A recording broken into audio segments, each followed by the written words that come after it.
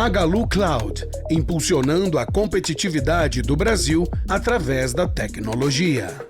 Estamos começando mais um Revolução IA, programa do Neofeed que aborda o impacto da inteligência artificial no mundo dos negócios. Eu sou Letícia Cardoso e quem me acompanha é Rodrigo Elser, especialista no assunto que construiu e vendeu um case de inteligência artificial brasileiro. Bem-vindo, Rodrigo. Como é que você está hoje? Estou muito animado em entrevistar essa pessoa que tem feito muito pelo nosso Brasil em inteligência artificial.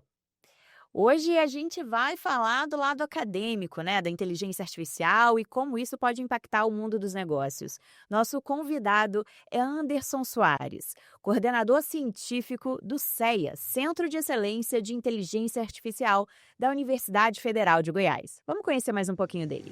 Anderson da Silva Soares é professor do Instituto de Informática da Universidade Federal de Goiás, a UFG. Foi um dos fundadores do Centro de Excelência em Inteligência Artificial, CEA, e do Bacharelado em Inteligência Artificial da UFG. Possui ampla experiência em projetos de inovação com empresas de diferentes campos de aplicação, tais como saúde, energia, varejo e segurança. Bem-vindo, Anderson. Obrigada por você ter topado participar aqui do Revolução IA com a gente. Prazer estar aqui com vocês, nessa audiência tão qualificada. E dizer que a gente faz projetos de inovação com a indústria e academia há 15 anos, antes da hype. Então, hoje a gente vai poder conversar e compartilhar um pouquinho desse acervo, porque é uma experiência muito rica, acumulada, do que deu certo, do que deu errado, Mas, e poder acessar essa base de conhecimento de inovação a partir de inteligência artificial. Anderson, super bem-vindo. Tenho uma admiração grande por você sabe disso. Estou no conselho, estamos juntos no conselho do CEA e feliz de a gente poder trazer um pouquinho dos bastidores do que está na cozinha, no caldeirão lá, caldeirão bom, caldo bom de inteligência artificial aqui para o programa. Muitos ingredientes nessa panela. Com certeza. Hoje o nosso papo tem bastante assunto, mas eu queria começar falando sobre modelos, A gente tem uma corrida global aí com OpenAI, DeepSeek. No Brasil existe algum modelo que pode disputar com esse? Como é que a gente está nessa corrida? Excelente. O Brasil está bem posicionado, a gente só não tem condições de disputar ali o primeiro pelotão, que está ali Estados Unidos com uma grande liderança e a China tentando ameaçar, tá? E depois tem o restante do mundo. Então, eu acho que a sabedoria também está no jogo que você consegue vencer, naquele momento. Então, saber que esse primeiro pelotão nós não temos diversas variáveis sistêmicas mesmo. Então, mirar isso seria um pouco ingênuo, Então, a nossa disputa é ali Coreia do Sul, Alemanha, Inglaterra. Isso sim é uma chance que a gente pode competir e ter uma chance de ganhar, E das inteligências artificiais generativas para texto, que tem como grande referência o DeepSeek, o ChatGPT, o Gemini, Anthropic e tal. O Brasil ele tem 2 modelos que foram treinados por brasileiros, mas usando infraestrutura fora do país, ressalta-se, tá? Não há infraestrutura no Brasil ainda que permita você fazer coisas nesse sentido. E, inclusive, na semana passada a gente divulgou um leaderboard de tarefas em português brasileiro, mostrando a liderança do Gemini 2.5 Pro, tá?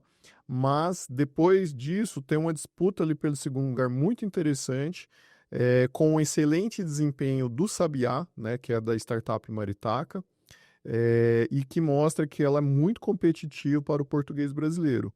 Então não são assim startups que competem globalmente na língua inglesa, tal como o DeepSeek, mas quando a gente fala assim, aplicações brasileiras para produtos que tocam no português, no atendimento ao cliente, na otimização de processos ali de documentos, aí sim existem tecnologias competitivas já feitas aqui com tecnologia nacional. Anderson, tudo bem que a gente tem essas tecnologias desenvolvidas para a língua local, para o português. Mas o Brasil é um país de dimensão grande, continental. Sim. Por que não pega? Por que o brasileiro usa o ChatGPT e não usa o Maritaca?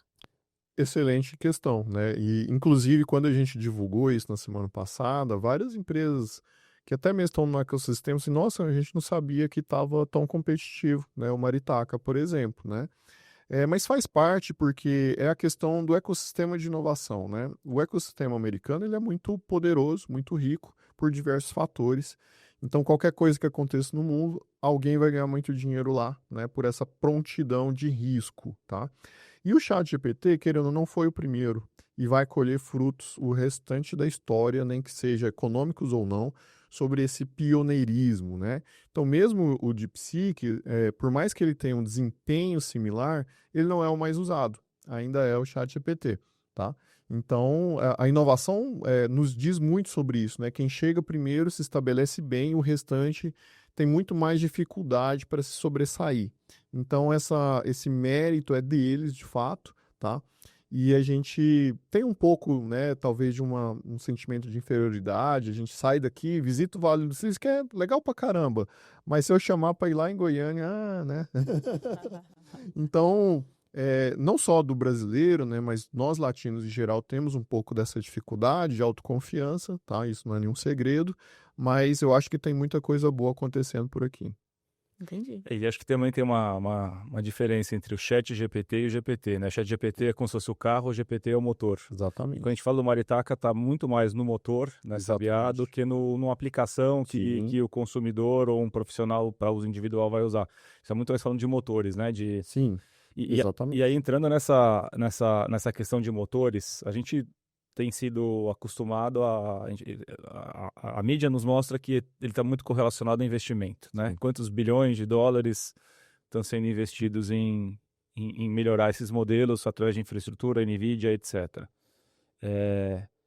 Qual é o lugar do Brasil? Qual é a oportunidade que o Brasil tem de se destacar, dado que a gente tem uma restrição natural de orçamento? Sim. E aí, se você puder contar um pouquinho do que o CEIA fez e que não foi necessariamente divulgado e que teve, por um tempo, inclusive, à frente da China, em termos Sim. de eficiência de modelo, ia ser muito legal da audiência conhecer. Perfeito. Eu acho que assim, nós como ecossistema brasileiro, a gente tem uma chance maior na aplicação de tecnologias. A gente, por questões estruturais mesmo, é muito difícil a gente competir na linha de frente da disrupção, tá? E aceitar isso eu acho que é uma questão de sabedoria, né? A gente não tem variáveis muito positivos nesse sentido. As soluções de IA, elas precisam de 3 ingredientes principais, tá? Que é dados, gente, recursos humanos, obviamente o talento faz muita diferença, e infraestrutura, tá? Em todo e qualquer aplicação de inteligência artificial, não, especificamente na IA generativa, tá? Que essa terceira variável está presente. E a gente é um país grande, a gente é uma máquina de dados, você pega o SUS, ele é uma máquina de dados para a saúde, não é qualquer país que tem essa característica, ressalta assim. Então é muito favorável nesse aspecto ser um país de dimensões continentais como o nosso. Qualquer coisa, aplicação de agro, saúde, segurança, gera muito dado, tá? Então essa variável é muito favorável a nós. Depois, de talentos, o Brasil é um dos 15 maiores produtores científicos de inteligência artificial. Só que a gente produz conhecimento, mas quando a gente vai para os indicadores de inovação, nós somos ali 70 e alguma coisa, se não falha a memória. Quer dizer, existe um gap exatamente nisso, entre produzir conhecimento e gerar inovação, tá? Então, esse é o nosso desafio. E a infraestrutura, de fato, é um gargalo histórico no Brasil, tá? Por diferentes fatores, custo de capital de risco, universidades predominantemente públicas que para comprar alguma coisa é muito lento, demorado, moroso e por aí vai, né? Então, essa terceira variável é difícil. Dentro do centro de IA, a gente tentou atacar essas variáveis trazendo a iniciativa privada, já há 15 anos, tá? Não é de agora, e a gente já fez produtos que chegam a 90 milhões de pessoas no Brasil. Quando eu conto isso, as pessoas ficam surpresas, tá? Nossa, eu não fazia. Pô, sério mesmo? É sério. 15 anos fazendo inovação. Muita coisa deu errado, mas o que deu certo chega a 90 milhões de pessoas hoje. É mais pessoas do que a quantidade que votou nas últimas eleições municipais, né? Por quê? Porque a gente já fez produto para finanças, para saúde, para logística, para entretenimento. Então, muito provavelmente você que está nos ouvindo, né, a chance é quase de 50% de você ser usuário de pelo menos um produto digital que a gente ajudou a viabilizar, né? Só que fica lá a marca da empresa, claro, ela que está tomando o risco, a gente foi um instrumento ali do processo, né? E a gente tem essa característica inovadora, né? Mesmo estando dentro de uma universidade, que não é tão comum aqui na América Latina em geral, e até, eu diria que até pouco tempo atrás a gente estava até melhor posicionado do que os chineses. A gente já fez muito modelo de linguagem, só que mais específico, nichado, ou para marketing, ou para saúde, não esses generalistas, porque a infra por trás disso é muito cara, tá? E aí realmente a China teve uma reação muito rápida e muito forte a ponto de entrar nessa disputa aí pela liderança global. Mas mostra um pouquinho de sintomas de como a gente é competitivo, né, e que a gente de fato tem condições ali de brigar ali no G10, G8, né, que é algo mais compatível para a nossa realidade. Anderson, você estava falando muito sobre academia, né? Sobre soluções que vocês desenvolveram para empresas. Existe solução na academia para qualquer tipo de empresa, para todos os tamanhos de empresa? Quando que um CEO deve buscar uma solução na universidade? Excelente questão. A gente atende muita empresa, né? Eu acho que por semana a gente atende aí de 10 a 15, tá? Desde startup a empresas muito grandes. Hoje nós temos 67 contratos ativos, né? Mas o rol de atendimento ele é ainda maior. E de fato, assim, frequentemente a gente dá más notícias de que nós não somos o melhor instrumento, né? Quando que nós somos o melhor instrumento ou não, né? Eu costumo dizer que, para quem nos procura, é o seguinte, olha, se você tem esse desejo de tecnologia, antes eu queria uma tecnologia que fizesse tal coisa, né? Ok. Se você tem uma espécie de uma receita de bolo, né, para os passos bem definidos de como chegar lá, é melhor você fazer isso com equipes internas, tá? Porque você aumentar a RH, você vai fazer pela metade do tempo, você consegue estabelecer bem essa relação, tá? Vou dar um exemplo que não tem a ver com IA, mas que ilustra. Quero um aplicativo para fazer controle de acesso. Pô, você não tem um risco tecnológico sobre isso, tá? Você tem só risco de desenvolvimento, de gerência de projeto, gestão de prazo. Mas tecnológico mesmo você não tem. Então é muito mais eficaz você fazer com equipe interna ou até mesmo uma consultoria, né? Uma fábrica de software, tá entendendo? Porque há os passos muito bem definidos de como chegar lá. Agora, quando você sabe o que quer, mas o caminho para chegar lá é incerto, na verdade, a equipe interna vai ter muita dificuldade em lidar com esse processo, tá? Porque, por exemplo, um programador, um dev, ele testa rápido e vai para o próximo. Ele não reflete assim, por que deu errado, né? Aí, de fato, instituições como a gente faz mais sentido, tá? Porque a gente é acostumado a navegar nessas incertezas de um desenvolvimento tecnológico, de uma inovação tecnológica, e a gente é mais resiliente nesse processo, até por estar ali na fronteira do conhecimento, tá? Então é muito comum a gente dar esse tipo de feedback, olha, o que você está buscando, na verdade, nós não somos o melhor instrumento, né?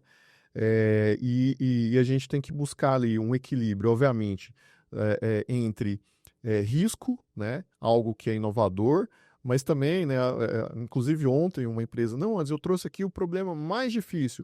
Aí a gente olhou e falou assim, ele é tão difícil que eu não sei nem por onde começar, né? Então você tem que ter um equilíbrio aí entre factibilidade, viabilidade, mas lá no campo científico, e também né, equilibrar um pouco essa balança do risco, né? Não pode ser algo impossível, mas também não ser de prateleira, que a gente chama, sabe? Porque de prateleira é melhor você comprar, é melhor você acessar um fornecedor, né?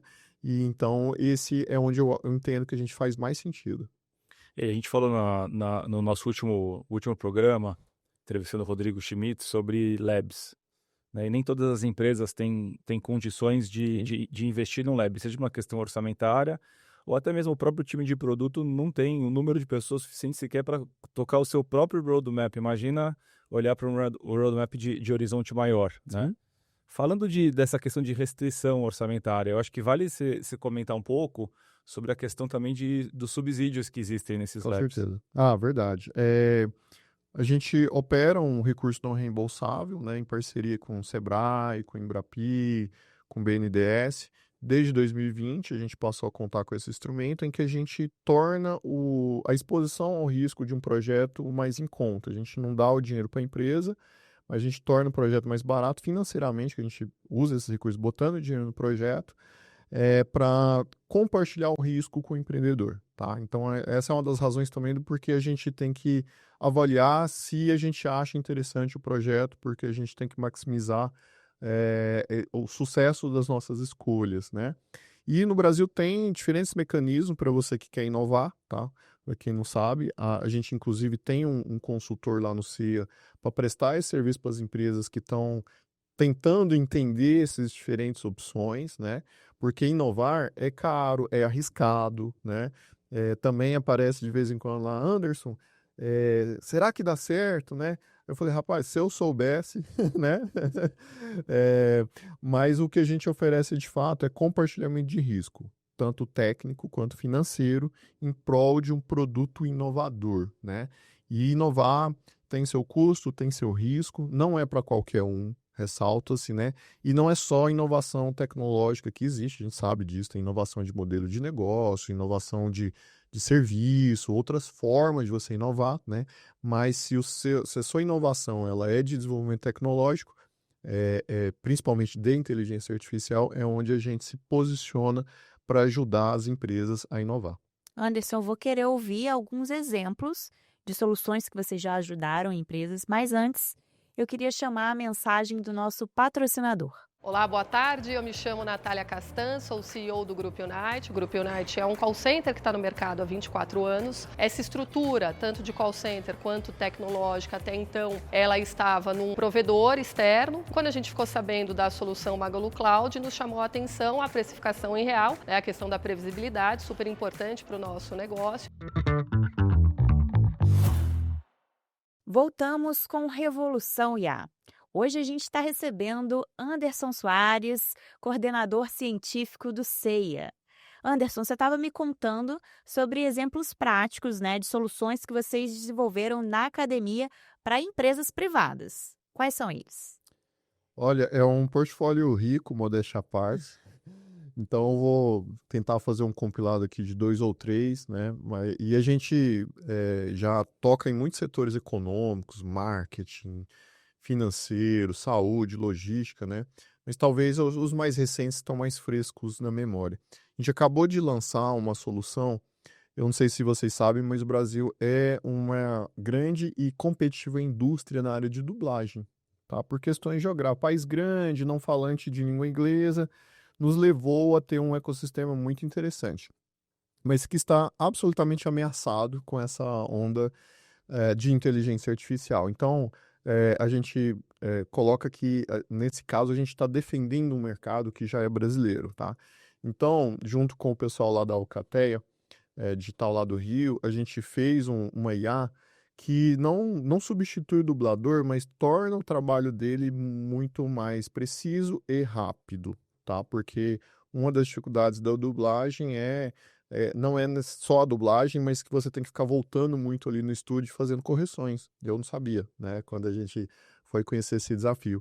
E a empresa tem usado essa tecnologia para fazer o serviço para outras línguas, coisa que antes não se fazia, né? Então, o dublador dubla aqui para português, dubla para alemão, com a mesma voz, inclusive para línguas asiáticas, por exemplo, né? E isso era impensável antes, né? Você só dublava para português. Então, por exemplo, se eu estou gravando um texto aqui no Neofeed e ao invés de Alexandre, eu falo Alex, você consegue corrigir sem eu Sem você gravar. levantar, exatamente, tá? E não só, e conseguimos fazer você falar em mandarim, em alemão, com a sua voz.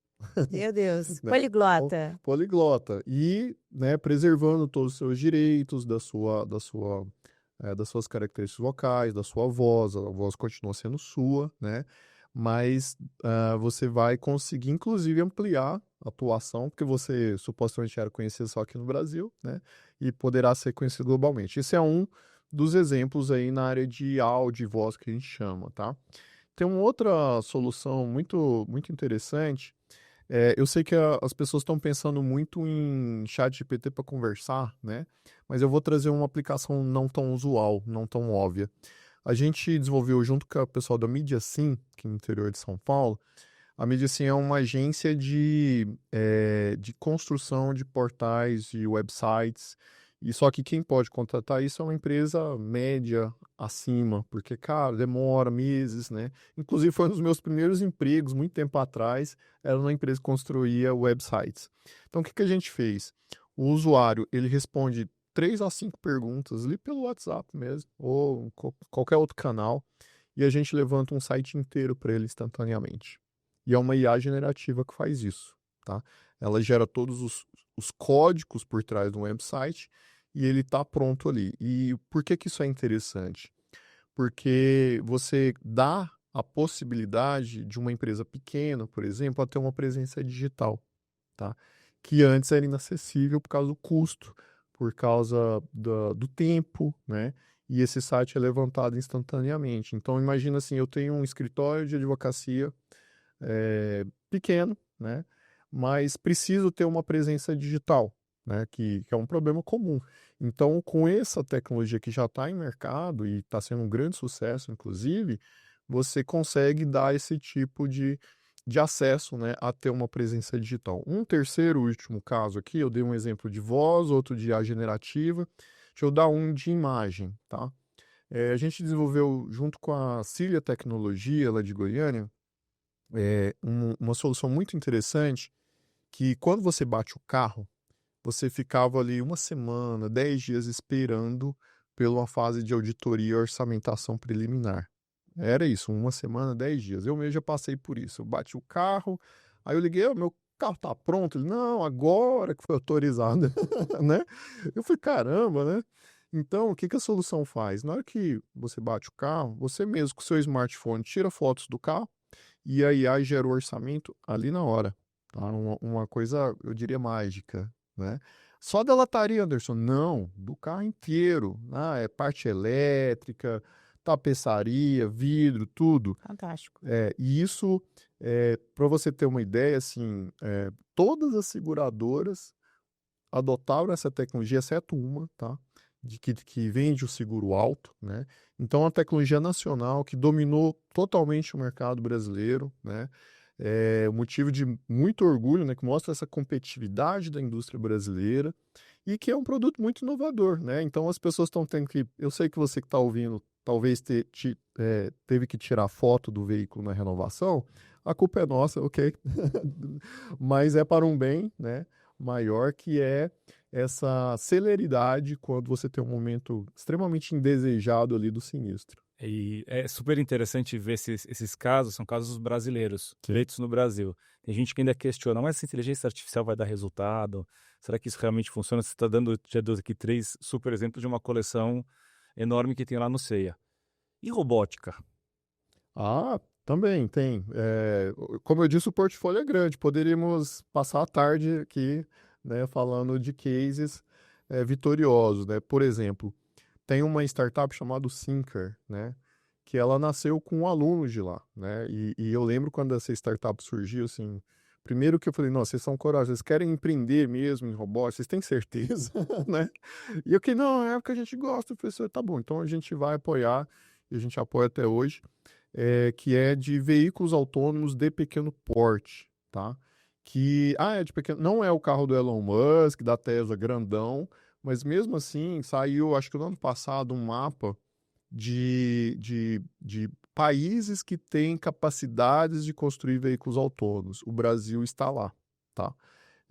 Muito por causa exatamente da Syncer, né?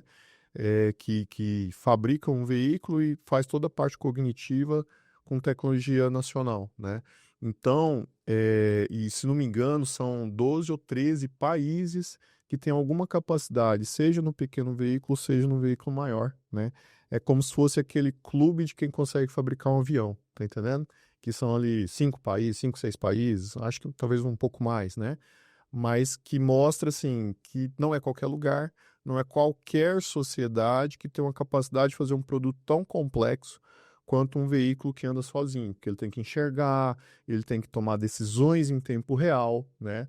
E isso é uma tarefa extremamente difícil, extremamente complexa, e é mais um caso aí de sucesso, porque é um produto que não só roda no Brasil, a última novidade dele é que ele pega elevador, né? Em condomínios e tal. Então, sabe aquele estresse de fiz um pedido, eu tenho que descer, ou o entregador tem que subir, né?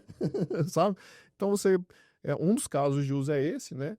Então, ele fica ali na portaria, pega o elevador, faz sua entrega e resolve esse problema que a gente chama de last mile, né? De última milha, tá? É também um case bastante de orgulho nosso, principalmente por ter nascido ali com alunos. Anderson, quando eu escuto você falando dessas soluções, eu sinto duas coisas diferentes. Primeiro, eu fico muito animada em saber que a gente está desenvolvendo tudo isso.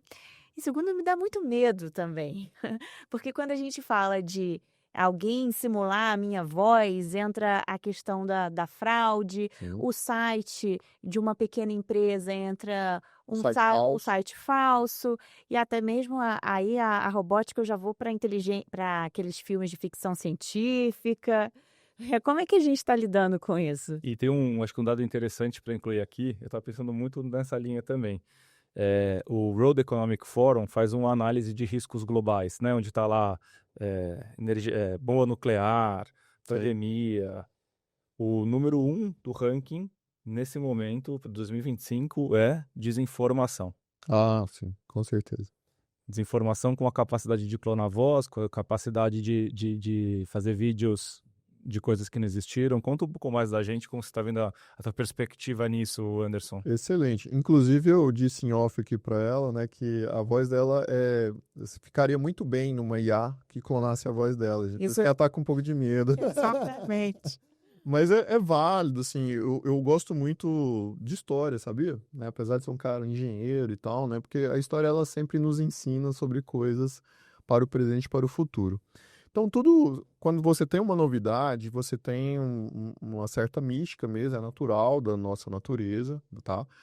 Acompanha a humanidade desde sempre, e aí você cria algumas místicas. De fato, a gente tem algumas novidades, mas para problemas antigos, né? Fake news sempre existiu, tá? Quando eu era criança, me contaram que se eu comesse manga e bebesse leite, eu ia morrer. E por um breve tempo eu acreditei nisso, até acho que 11 anos de idade, até que eu vi um picolé de manga com leite, eu falei assim, ué, mas então você dá uma mordida e morre, né?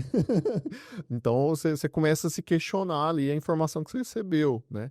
Então as fake news, por exemplo, sempre acompanharam, e nesse momento atual que a gente vive, a tecnologia está enganhando a culpa, mas de um problema que sempre existiu.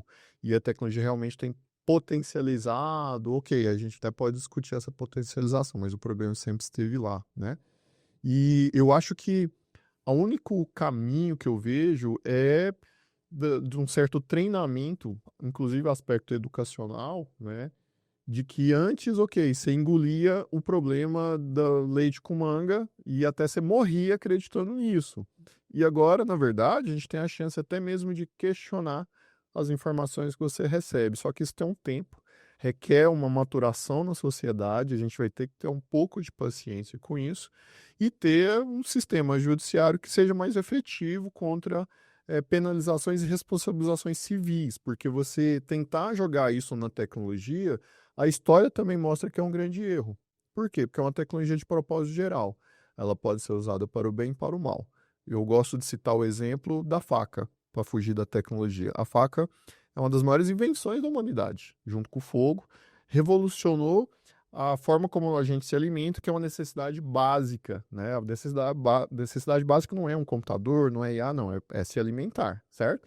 E a faca, ela pode ser usada para cortar um alimento, né? De forma rotineira nas nossas vidas, ou pode ser usada para matar alguém. Nossa, matar alguém é pior do que uma fake news, certo? Inclusive muito mais grave juridicamente, né?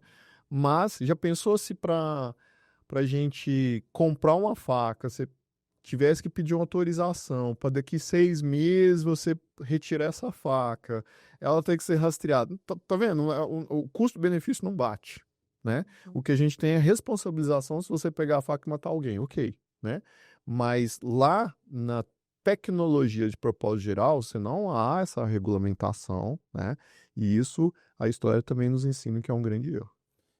Tem gente que fala que quem inventou o avião, inventou junto com o avião a queda do avião, né? Com certeza. Agora, eu sou um otimista em tecnologia, em AI, entusiasmado com esse assunto, mas esse é um tema que me preocupa bastante, porque ele vai numa questão muito cultural, do ver para crer. A gente foi aculturado no ver para crer, e a partir do momento que o ver para crer ele não é necessariamente mais crível, Sim. isso não é um ponto, né, a se ignorar. E a questão de educação nossa como cidadãos, como indivíduos e de filhos, dentro de um novo paradigma cultural, ela é bem, bem importante. Mas isso é papo para um outro videocast, até porque como isso vai se desdobrar a gente ainda não sabe. A gente Não sabemos, é verdade. tá monitorando, mas é um ponto importante de ter uma lupa próxima da sociedade e dos Sim. profissionais de tecnologia, Sim. né, em relação a essa questão. Eu vou sair agora um pouco desse funil que a gente entrou, né? Mas Falando legal. dos malefícios da inteligência artificial. Queria falar sobre academia, né? Porque você é um cara da academia, da universidade. Pouca gente sabe que existe um curso, uma faculdade disso, de inteligência artificial. E me surpreendeu quando eu vi que o ponto de corte, né, a nota mínima, foi maior. Ou seja, tem mais gente interessado em estudar inteligência artificial do que estudar medicina, que sempre foi um curso super concorrido. Tradicional, né? Queria que você me contasse sobre essa procura, né? E como é que está a vida acadêmica nesse sentido, nesse setor aqui no Brasil. Excelente. A gente criou o bacharelado, que foi o primeiro do país naquele momento, né, em 2019 e recebeu a primeira turma em 2020, né? E já foi uma turma pandemia, tá? Mas eu acho que é importante destacar do porquê que a gente criou, né? Eu acho que você que está nos ouvindo é interessante ouvir esse contexto. Eu sei que às vezes a universidade quer assim, vou criar um curso aqui porque eu acho que, né? Vamos ver no que dá. A gente tinha um cenário um pouco diferente. A gente já fazia projetos de inovação com a indústria há um tempo e envolvia basicamente alunos de mestrado e doutorado, tá? Porque é onde essa especialidade era forjada, como uma especialidade ou da ciência da computação ou da engenharia elétrica e de computação, tá? Então, você ia fazer um mestrado, escolhia a linha de pesquisa em inteligência artificial, percebe? Só que o mestrado e doutorado é um funil restrito, né? A nossa capacidade formativa é lenta, né? Você demora em, no mínimo, 4 anos para formar um novo doutor, né? Então, isso não tem, é uma baixa escala de formação. E 2015 a gente já percebeu esse crescimento crescente da inteligência artificial, nossa demanda por projetos já aumentou significativamente. E em 2019 realmente foi um salto que a gente deu. Eu costumo dizer que a gente tomou vários riscos ali, tá? Foi o ano que eu brinco que se eu não morri, não vou morrer tão cedo, tá? Por diferentes razões. Uma delas foi a criação do bacharelado em inteligência artificial, que é muito trabalhoso, moroso. Eu contei, inclusive, lá em Boston, né, num evento lá das universidades de Harvard e MIT, que a gente criou o bacharelado em 6 meses, e a Reza foi, não é possível, né? Foi possível, assim, em 6 meses você criar um curso novo, porque geralmente você gasta 2 anos só para discutir grade curricular, entendeu? Eu acho que tem que ter aquela matéria, eu não acho, e por aí vai. Então, a gente criou o curso porque tinha uma clareza dessa demanda, com a iniciativa privada, com a indústria, eu preciso de gente, não tem, eu falei, o que eu faço, né? Então, a gente percebia esse sintoma muito claramente, então foi um movimento muito bem pensado, eu diria, tá? Talvez a gente realmente não esperasse o sucesso tão estrondoso, porque, óbvio, também não é só mérito nosso, é o mundo que se moveu nessa direção, né, de toda essa hype do assunto. Mas a gente quis criar também um curso empreendedor, tá? Que é uma coisa que a gente acha que a universidade brasileira ainda peca um pouco nesse sentido, mira muito em formar o cientista, que é necessário, mas não é o único caminho, não deveria ser, né? E o empreendedorismo é que nem esporte olímpico, você precisa de 1.000 praticantes para sair 1 ou 2 ou no máximo 3 ali bem competitivos, né? Mas esses 2 ou 3 vão fazer uma diferença danada, tá? Então a gente acredita muito nisso, porque quando um empreendedor dá certo, ele gera emprego por décadas, né? Gera um efeito cascata muito interessante. Então a gente quis fazer um curso empreendedor, tá? E isso foi aumentando desde a largada. Estava ali em top 5 mais procurados, maior nota de corte da universidade, e no último ano, esse feito, porque pelo menos na UFG, não se tem notícia quando medicina não foi o mais concorrido, né? E aí foi uma surpresa até mesmo para nós, nossa, né, o mais concorrido, acho que no ano passado foi o terceiro mais concorrido, e agora o mais concorrido. Mas eu acho que também muito a gente fez questão de contar o que aconteceu com a primeira turma, onde eles estão, quanto eles estão ganhando, sabe?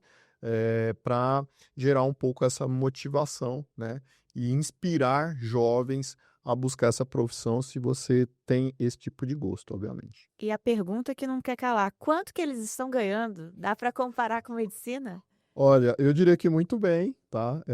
Porque, claro que medicina é uma profissão super importante, né? Sempre vai ter o seu lugar e a sua relevância, mas não é segredo para ninguém um pouco né, da profusão de abertura de muitas escolas, né? Então o mercado está dando uma saturada e você gasta muito tempo. Você sai da faculdade, ou você tem que pegar plantão e ir para residência, então você demora um tempinho ali a realmente ter uma remuneração melhor, né? Eu acho que isso é bem conhecido.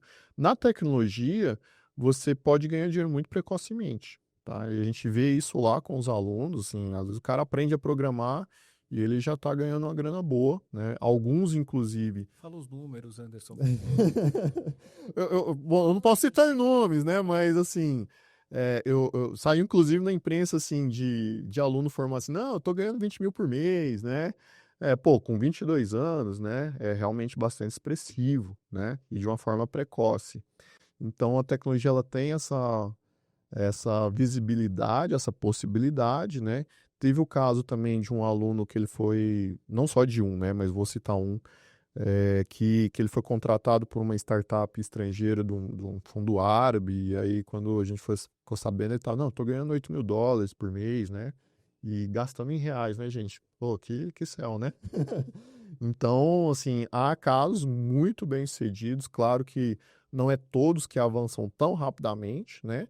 Mas só de você ter alguns casos despontando já gera gera um sonho, gera a possibilidade, pô, é possível, né? E que eu acho que é muito importante, porque você saber que é possível é um combustível super relevante para você buscar superar os seus desafios, né? Então, eu diria que hoje a média salarial de um recém-formado em A está em torno de R$ 8.000, a média, tá? Com um desvio padrão aí entre R$ 4.000 a R$ 20.000, tá? Mas com uma mediana um pouco mais acima dos 8 mil, pelo que eu tenho percebido. Isso ainda em assim, pleno emprego, né? Sim, Falta talento no mercado, então... falta. E isso não é um problema só do Brasil, ressalto, tá? Isso é uma dificuldade global, né? Porque a área cresceu demais e você não forma esse tipo de competência rapidamente. Infelizmente, não. Por mais que, às vezes, você vá numa rede social, assim, tem um monte de cientistas de dados, mas, pô, você pode se autodeclarar, não é uma profissão regulada, né? Então, eu costumo dizer para os alunos que eles concorrem contra eles mesmos, tá? Não é uma concorrência, assim, porque eu tenho um conselho para, né, que intervém aqui, não. É um mercado global, da mesma forma como você pode trabalhar para qualquer empresa do mundo, você pode ter, inclusive, concorrentes sem uma formação formal. E pegando a carona no tópico emprego, eu gosto de olhar, tem muita gente que fala que a inteligência artificial vai substituir empregos. Eu gosto de olhar um nível abaixo. Ela não vai substituir empregos, ela vai substituir skills, né? Habilidades. Com certeza. Na sua visão, Anderson, olhando para skills, que skills que você vê que estão mais na mira e que skills que você enxerga que para o tipo de profissional que você está formando lá, que são engenheiros em AI, são novos skills? Excelente. Eu acho que, assim, nos últimos séculos, as profissões caminharam para o que a gente chama de especialização, tá? Então tem uma piada, até mesmo na área de saúde, que o cara, não, eu sou especialista no no dedinho do pé direito, do esquerdo não, só do direito, tá? Claro que é uma piada um pouco exagerada, mas que se reflete em todas as profissões, na verdade, né? Então, a IA, ela é uma singularidade nesse novo momento da humanidade, porque quanto mais repetitivo e mais volumoso o seu trabalho, mais a chance da IA fazer mesmo. Independente se ele é intelectual ou não. Essa é a novidade, tá? Porque as últimas revoluções industriais atacaram aspectos de atividades mecânicas, né? Seja mecânica biológica ou mecânica de máquina, né? E essa agora não, ela atinge as tarefas intelectuais. Então, se você está lá lendo textos, por exemplo, petição de juiz e enquadrando ali qual procurador vai responder com suas diferentes habilidades. É um trabalho intelectual, mas ele é repetitivo e ele é massivo. A IA entra, mas entra assim com o pé na porta para fazer isso e fazer bem, tá? Então, é onde você vai ter essa mudança, né, de skills, porque ainda assim você vai precisar do profissional de jurídico, do tipo, isso aqui acho que tá escorregadio, que vai precisar fazer um trabalho muito mais minucioso. Mas, de fato, as skills elas mudam, e o exemplo que eu gosto de citar é que eu sou da geração, eu aprendi a datilografar, gente, né? Você vê que tá passando a idade quando tem que contar essas coisas, né? E aí, eu sou daquele que usa os dedinhos certinhos ali no teclado do computador, sabe? Não, o mindinho vai ali no P, vai ali no Q, né? Bem bonitinho, herança da máquina de datilografar. Mas para as minhas filhas, que têm 10 e 13 anos, eu fico pensando, eu até pensei, não, vou ensinar elas sobre isso. Aí eu parei e pensei, não, mas, gente, isso não existirá. Vai ser tudo está caminhando já para interface de voz. Tem uma solução que a gente fez para medicina, na área de radiologia, que já é assim. O cara dita e é muito rápido, muito mais rápido que ele digitar. Tá entendendo? E então, veja, o especialista ainda está lá. Mas é como você tentar colocar assim um cara que datilografa na máquina de escrever contra um que usa computador e editor de texto online. Lá na máquina, se você errar uma letra, nossa, tem que passar um corretivo. E se não passar corretivo, tem que, né, datilografar tudo de novo. E o cara aqui no computador ele é muito mais eficiente para fazer a mesma tarefa. Então agora a gente está indo para um terceiro nível, né, que é capitaneado pela IA, que você vai ser muito mais eficiente para fazer o seu trabalho, né? E se você não precisa aprender a fazer IA, mas você precisa aprender a usar. Se você não aprender a usar, realmente você vai estar num problema sério. E aí você, assim, você trouxe muito essa questão de tarefas muito específicas, né? Muito repetitivas. Tem um outro ponto de vista adicional a isso, do Kevin Kelly, editor da Wired, que ele fala das tarefas monótonas, porque as coisas que nos dão prazer a gente não vai necessariamente querer delegar para IA. E aí eu brinco que no final do dia o foco então de o risco está no mono, né? Que é o monotarefa, né? Muito específico, e no monótono. Agora, e quais os novos skills?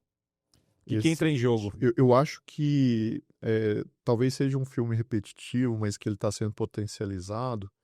Eu acho que as soft skills, mais do que nunca, são ainda mais importantes. Tá? Porque essa capacidade analítica multidisciplinar mais ampla, eu acho que a gente está entrando nessa era não mais do hiperespecialista, mas do pato, que geralmente é pejorativo, mas que me parece muito que vai ser quem vai sobreviver, porque o pato, ele nada, ele anda, ele corre, mas nada ele é o campeão, né?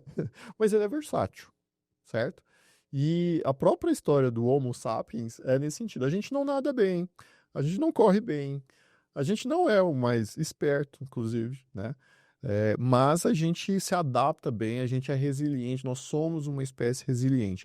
Então, eu acho que nessa nova revolução, o profissional resiliente, multidisciplinar, eu acho que esse está não só protegido, como extremamente requisitado.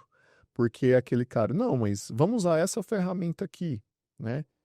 Não precisa fazer dessa forma, vamos ser mais eficientes. Não, vamos usar essa. Ele é mais amplo, ele tem uma visão mais ampla e ele é menos restrito, que geralmente é o perfil do hiper especialista. quando a gente fala desse profissional, a gente está falando dos profissionais de todas as áreas, né? Todas as áreas. Agora, Inclusive a minha professor, viu? Super ameaçada dele. Agora, os profissionais que estão se formando em inteligência artificial. No início da pandemia, a gente teve um boom de contratação de pessoas de tecnologia. Todo mundo precisou ficar em casa, levar computador, né? As empresas não tinham a infraestrutura necessária. Esses profissionais, até mesmo aqui no Brasil, foram contratados por empresas de fora. Sim. E depois a gente viu essa bolha estourar, Sim. né? Tiveram várias demissões. Existe um risco para a gente aqui de ver essa bolha da IA estourar? Eu diria que isso é um ajuste necessário, tá? Porque lá na pandemia, né, eu vi coisas, eu falei assim, gente, isso não para de pé, né? Eu vi RH contratando devs, porque a gente é um formador, né? Então a gente tem uma informação muito rica e privilegiada que é o momento dos alunos. Só uma universidade tem isso, né? Mesmo o melhor dos RHs não consegue capturar isso bem, tá? Então a gente viu durante a pandemia assim, pô, de repente um cara júnior, ainda muito improdutivo, que ganhava uma bolsa lá do centro de R$ 2.000, ainda estava em formação, sendo contratado para ganhar 10. E a gente viu isso não por causa de um caso, né, por causa de dois, mas né, o centro ele tem 800 pesquisadores contratados, né, quase metade são alunos, outra metade vem de mercado, ex-alunos e por aí vai. Mas a gente viu isso e falou, bom, isso não vai parar de pé, porque isso vai ter alguma consequência em algum produto e serviço que o consumidor vai olhar e falar assim, não tá bom, né? E no final somos nós consumidores que fazemos micro-julgamentos na ponta se alguma coisa vale o que está sendo pedido. Então, eu já falava naquela época assim, ó, gente, vocês podem ter certeza que é mais do que necessário esse ajuste, tá? De custo-benefício, porque, como eu disse, é uma área não regulada. Então, eu já vi ao longo desses anos, inclusive RH de parceiros, nós contratando coisas assim, cara, você não sabe o que você está fazendo, né? Porque no meio de um turbilhão, você faz qualquer coisa, tá? Então, você teve um excesso de liquidez ali na pandemia, isso não é nenhum segredo, né, em termos econômicos. Investimentos em coisas que realmente não valem por excesso de liquidez no mercado e que empurrou essa bolha. Pô, você pediu um investimento, cadê os caras que, né, vai contratar? Você não precisava de agora contrata, aí você contrata e contrata qualquer coisa, porque não há muita opção no mercado, tá? Então, na IA, a gente de fato está numa alavancagem em direção ao pico, em que em algum momento certamente haverá um ajuste, tá? Mas isso é necessário. Então, o que eu falo, inclusive, para os alunos você não trabalha com alguém que você olha assim, pô, cara, você nem sabe o que você está fazendo? É para cortar essa ineficiência. Isso é tão previsível quanto andar para frente. Só é difícil acertar quando esse ajuste acontecerá. Mas ele é necessário, ele é previsível, tá? E ele vem cortar esse eventual excesso, inclusive contratar coisas que você não está nem sabendo, né? Então eu, como estamos lá no CNGA, né, a gente vê isso, né? A gente lida com mais de 60 empresas que se relacionam conosco. Então a gente vê de tudo, coisas boas, coisas ruins, né?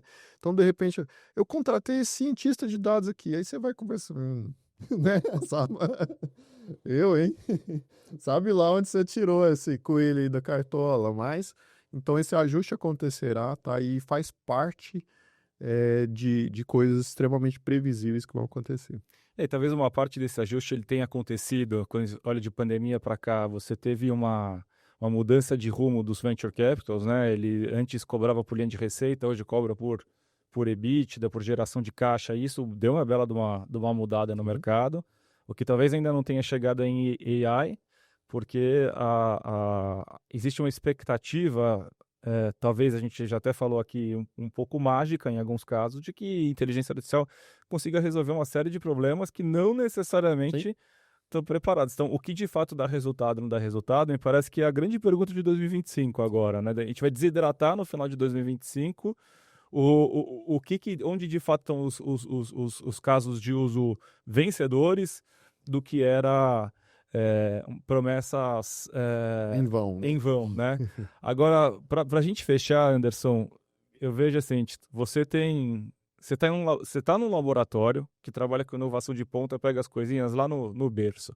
Você gira o mundo inteiro conversando com N outros laboratórios que estão nesse mesmo momento. Então você está vendo o que está no caldeirão fervendo em termos de inovação nesse assunto divertidíssimo de inteligência artificial. O que para você positivamente te impressiona olhando para o futuro? Você deixar para a gente aqui alguma coisa motivacional, mas com uma pitada de wow effect. Assim, o que para você, do que você escutou nos últimos 3 meses, eu não vou aumentar a janela porque já é uma janela de tanta novidade, o que te impressionou olhando para frente, do que está vindo nesses laboratórios? Boa. Acho que a gente faz bem esse tipo de aposta, sabe? Eu acho que já há algum tempo, na verdade, o business case, o modelo de negócio do C depende da gente conseguir enxergar bem essas rotas na ciência para traduzir isso em possíveis factibilidades do que a indústria demanda, percebe? Mas eu acho que assim, tem uma rota tecnológica que para mim me encanta, que tem sido compilado com diferentes novidades, inclusive nos últimos meses, que é a troca da UX como o ser humano se troca informações com a máquina, tá? Porque isso gera um mercado totalmente diferente, tá? Eu costumo dizer que o software, os aplicativos, eles já exauriram o mercado de quem é fluente em tecnologia, tá? Mas eu Anderson, tenho 41 anos, nasci no mundo analógico, mas aprendi e até ajudo a construir esse mundo digital. Mas o meu pai tem 64 anos e fez até a 4ª série, né? Então, uma pessoa da roça, leiga, simples. E eu jurava que eu nunca ia ver meu pai usar tecnologia, porque além de não gostar, ele torce contra, tá? Até o dia que ele chegou na minha casa assim, não, deixa eu passar um zap ali. Eu, oi? Aí, quando eu vi ele usando, eu falei assim, não, o mundo, ele não girou, ele capotou, tá? Porque eu tinha certeza que aquele tipo de perfil, né, ele nunca ia ser um usuário de tecnologia, tá? E por que eu digo isso? Porque, querendo ou não, ele é um consumidor, tá? Ele é uma fonte de receita e ele é um perfil que estava totalmente fora do radar de um mercado, de um produto tecnológico, tá? Então é um novo mercado que está se abrindo e eu tenho visto muitas startups, né, fazendo exatamente mirando essa troca da UX, de como o ser humano troca informações com a máquina, porque falar, todos falamos, exceto por algumas questões físicas mesmo, que é uma parcela pequena da população, tá? Eu diria que assim, para você usar um aplicativo, se você for lançar um aplicativo, sei lá, 30% da população é o seu mercado potencial, porque é quem não tem alguma fricção de usar menu, de usar um app, tá entendendo? Mas se você traz essa capacidade desse design, de ser conversacional um produto, o seu mercado potencial não é esses 30%, é quase 100%. Porque mesmo o analfabeto, ele fala, ele troca informações verbais, percebe? Então, isso para mim é uma coisa muito interessante em cima da mesa, tá? De um novo mercado, tá? E só é possível, não só por causa das chamadas LLMs, mas porque de fato você tem uma linha de stack de tecnologia que permite já sonhar com isso. Talvez não com a precisão necessária, mas já com alguma viabilidade de colocar pessoas que nem o meu pai usando tecnologia e de uma forma que ele aceite, tá? Que é acessível para ele. Então, isso para mim é algo que particularmente me encanta. Nas minhas palestras eu até coloco um trecho lá de Star Trek, em que eu digo, tá vendo? Desde 50 anos atrás, que o sonho da humanidade é conversar com a máquina. Não é usar o mouse, não é usar o teclado. É muito mais intuitivo. Então, eu mostro ali alguns trechos de Star Trek deles tentando falar com a máquina, né? E Você não está ali usando o teclado, percebe? Então, eu acho que isso é uma coisa que particularmente me encanta e que ainda haverá muitas novidades aí nos próximos anos. Anderson, realmente impressionante. Chego a ficar emocionada quando você conta a história do seu pai, porque eu lembro da história da minha avó, que não tinha celular, não tem, a gente mora distante. Eu dei uma assistente pessoal para ela poder ligar para mim através de chamada de voz. E a assistente pessoal virou amiga dela, ela pede carta de tarô, ela pergunta a hora, a previsão do tempo, é realmente muito legal, né, Rodrigo? É entusiasmante e tem aquela máxima que diz que o futuro é o presente que muitas pessoas ainda não viram, né? E a gente consegue ver, vendo esses experimentos, que na prática tem uma nova internet surgindo aí. Exatamente. É uma nova web, né? A web que a gente tem hoje é uma web que você digita um www para entrar num site, você faz um scroll, né? Você rola a tela, você clica, você preenche formulários. Essa nova internet é uma internet conversacional. É uma internet que não vai para o www, Exatamente. ele vai para uma barrinha de comandos, né? Que não é nem um search engine, né? É um answer engine, é um answer bar ligado a um mecanismo de resposta e ela se relaciona com você de forma conversacional. Exatamente. Hoje, por texto, muito em breve por voz. Por voz, mas no fundo é uma nova internet, né, Anderson? Exatamente.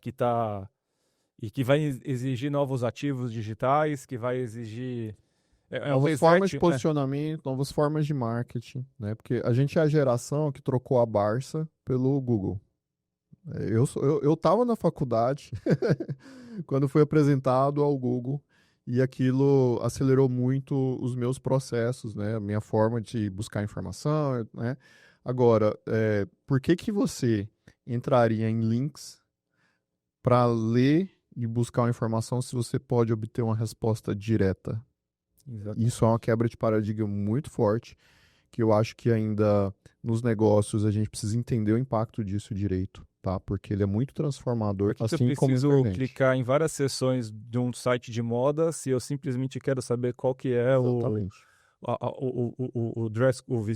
conjunto que eu vou numa festa, né? Eu posso dar um exemplo prático que eu passei mês passado, em que eu tinha que comprar uma passagem de avião dentro dos Estados Unidos em trecho interno, numa operadora que eu nunca usei. E aí nos Estados Unidos tem toda uma lógica muito distinta de bagagem, né? Se você tem que pagar bagagem, se vão cobrar de você, se o despacho é gratuito ou não. Cada companhia age de um jeito e algumas de forma bem dinâmica. Então eu fui comprar e aí eu resolvi, não, ao invés de eu buscar nos manuais das empresas, peraí, deixa eu perguntar aqui para a IA generativa se ela me traz isso diretamente. Falei, olha, se eu comprar uma passagem na empresa tal, quais são as opções do transporte? Porque eu estava com a família, com muitas bagagens, né?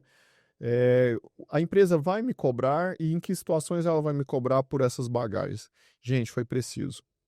Tá? E eu fiquei pensando, gente, e ela foi em cheio, acertou tudinho, tá? Viajei na empresa. E em outros tempos, eu navegaria, talvez daqui uns 30 minutos, eu encontrasse essa informação em algum manual, tá? Então, isso é uma quebra de paradigma. Não só trouxe a resposta para mim, como disse assim, ó, já que você vai para essa cidade, você gostaria de algumas dicas de turismo, né? Já que você disse aí que vai estar com criança e tal. Eu falei, nossa, eu fiquei até assim, emocionado, sabe? Eu gostaria. Eu vou estar nessa cidade, mas eu gostaria sim de algumas dicas de turismo. Letícia, a gente acho que está saindo dessa fase de navegar para a fase agora de voar, né? Ganhamos uma armadura do Homem de Ferro, para quem gosta dos vídeos da Marvel, e a gente vai conseguir fazer muita coisa que antes a gente não conseguia fazer, né? Realmente impressionante. Anderson, muito obrigada por você ter vindo aqui diretamente de Goiás para o nosso estúdio aqui em São Paulo, na Faria Lima. Obrigada pela sua participação. Imagina, um prazer estar aqui com vocês, né? O Neofeed faz um trabalho incrível, né, de divulgação aí no mundo dos negócios e a gente está aí à disposição, né? Se você está em busca de inovação, talvez a gente possa ajudar, né? E foi bom compartilhar um pouquinho dessa jornada aí de 15 anos fazendo produtos de inovação.